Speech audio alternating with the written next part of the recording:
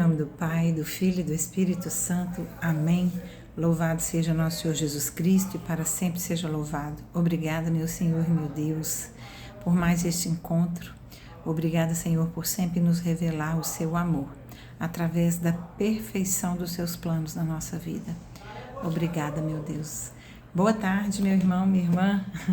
É uma alegria a gente poder celebrar a presença de Deus na nossa vida, na nossa casa, na nossa família. E a igreja hoje nos traz leituras que nos inspiram na caminhada.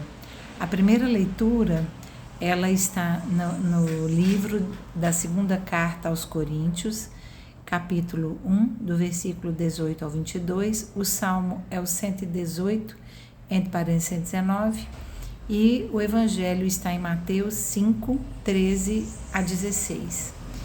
E de modo muito especial essa leitura orante acontece, porque esse evangelho foi o evangelho do meu casamento. E acho que muitas aqui que já ouviram, e talvez algumas celebrações de casamento também aqui foram feitas sobre as bênçãos desse evangelho e sobre as bênçãos que o padre traz para o casal quando ele faz essa leitura. A primeira leitura, então, São Paulo já havia passado por Corinto, e ali, então, ele teve notícias de que estavam polemizando algumas mudanças de trajetória dele, né? E aí, esse povo, engraçado que me lembrou, o povo no deserto, o povo murmurador, né? E me lembrou também muitas vezes a gente, né, no mundo atual, nos tempos atuais, em que também a gente fica polemizando muitas coisas, dando muito valor, muito peso para coisas tão insignificantes, né? E causando muitas vezes transtornos na nossa vida, na vida do outro. Então, aquele povo, os coríntios, como diz meu filho, os corintianos, aquele povo estava buscando contendas com Paulo. Aqueles que não seguiam a Cristo, não ouviram a palavra que Paulo levava, eles polemizavam, né? E aí, então, eles dizem assim, por causa de algumas mudanças, né, de rota de Paulo, de algumas coisas que ele fazia, por decisões do Espírito Santo, porque Paulo era levado pelo Espírito Santo, né? Jamais um homem que caminhou tão contra o povo de Deus como ele, né? Jamais sem a bênção, sem a presença do Espírito Santo faria tanta coisa como ele fez, assim como nós hoje. Não é por nossas forças, nossas pernas, né? Nosso entendimento, nosso intelecto, jamais. É obra do Espírito Santo. E Paulo ali então vai escrever na carta, né? Ali ele percebeu que eles estavam duvidando da fidelidade de Paulo. E aí ele diz na carta, que não há nem sim nem não, que em nenhum momento ele vacilou entre o sim e o não de andar com Deus, entre pregar algo e fazer diferente. Esse sim e não também fala de nós quando ainda na nossa vida bem inicial na caminhada da fé, a gente também muitas vezes, né, a gente é capaz de falar, de compreender, mas na hora do agir, muitas vezes a gente ainda está fraco, né? Mas Paulo vai dizer, não há sim e não quando eu vos dirijo a palavra. E por que não há sim nem não?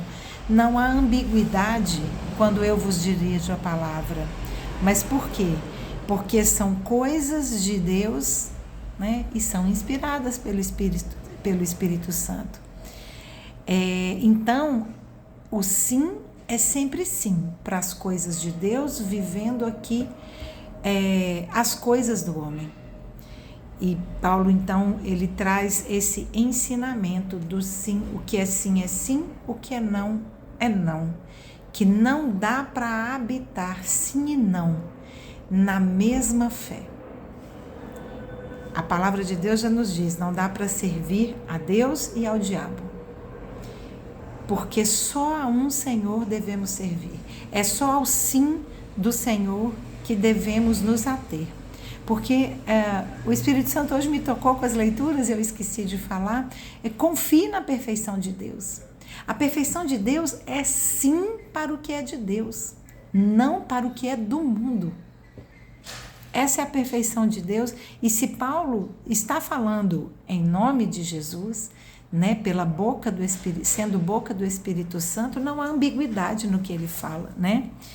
E aí ele diz, ele afirma, né, Jesus nunca foi ambíguo, ele também não era ambíguo. Se Jesus nunca foi e ele fala em nome de Jesus, ele também não é ambíguo.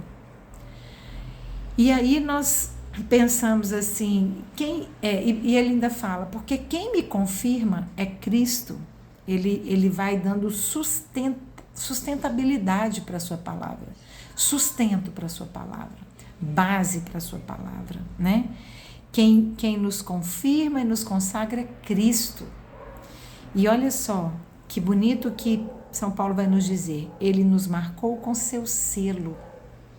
Ele nos marcou com o seu selo e nos deu seu penhor, sua garantia, sua fidelidade, né? Ele nos deu essa prova de que não há sim e não com ele. É sim para as coisas de Deus e não para as coisas do mundo. Para as coisas, para a palavra de Deus, é sim, não há ambiguidade. Ele não vive algo, ele não prega algo e vive outra coisa. E isso fica para a gente um grande ensinamento, porque hoje nós somos aqueles que que buscamos mais retidão a cada dia no nosso agir, porque somos fracos, miseráveis e erramos constantemente.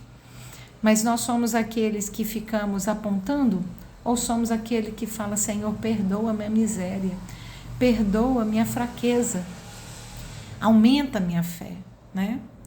Então, essa confiança na perfeição de Deus, que é sim para tudo que é dele, Paulo hoje nos traz como lição.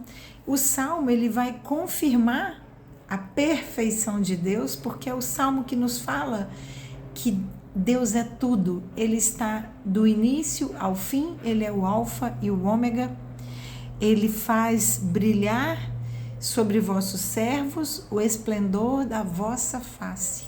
A face de Deus brilha na vida dos seus servos. E é o que nós pedimos a Deus, que possamos vê-lo face a face, na glória. E para isso precisamos caminhar na coerência, sem ambiguidade da palavra de Deus. E o Evangelho, que é o sal da terra e luz do mundo, quantas reflexões bonitas podemos fazer sobre esse Evangelho.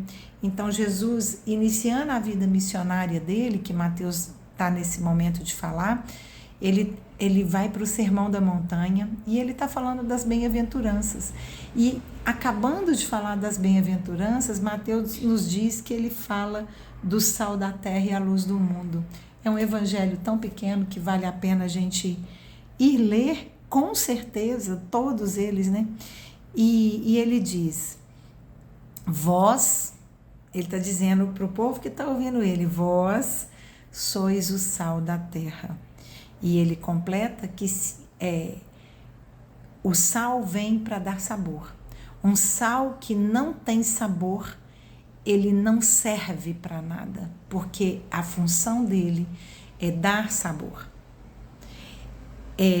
Na medida perfeita, porque o amor de Deus é perfeito. E aí ele continua dizendo que vós sois então também a luz do mundo. E a luz do mundo é aquela que revela tudo que há de mal na escuridão. A luz do mundo, ser luz, é aquele dom que Deus nos deu de chegar onde formos e revelarmos o mal que percebemos, o mal que nas nossas orações são reveladas para nós. A oração é a luz que nos revela todo o mal que nos rodeia, né?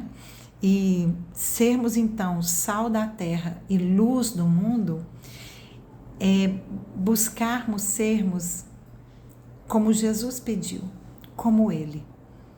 Que sejamos configurados a Cristo, buscando santidade, buscando a perfeição que Ele pediu para nós, para sermos como Ele, porque somos imagem e semelhança, assim fomos criados, imagem e semelhança.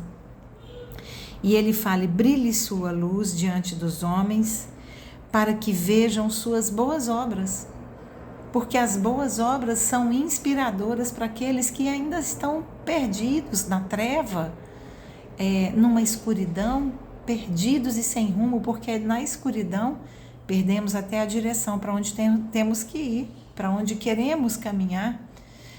E olha que lindo, né? Isso é muito bonito. E ele fala: para que você glorifique o Pai, porque se somos luz, é para glorificarmos o Pai que está nos céus.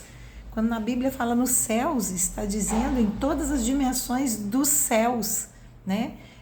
O céu que vivemos aqui na terra quando buscamos a vida em Cristo, e o céu divino, onde está o trono, né? Então, o sal e a luz, eles também vão falar então da perfeição da obra de Deus, porque a luz também, em alta intensidade, ela vai ofuscar. Assim como o sal, em grande quantidade, ele vai fazer perder o sabor de tudo.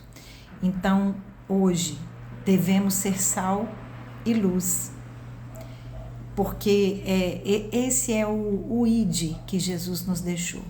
Ao mesmo tempo que temos que buscar nos alimentar da palavra, que é o nosso sal, que é a nossa luz, e buscarmos caminhar com aqueles que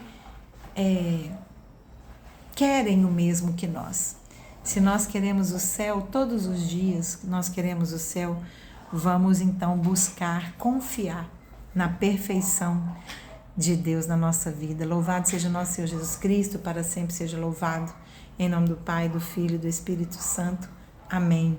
Nossa Senhora de Lourdes, que tanto foi sal e luz, rogai por nós.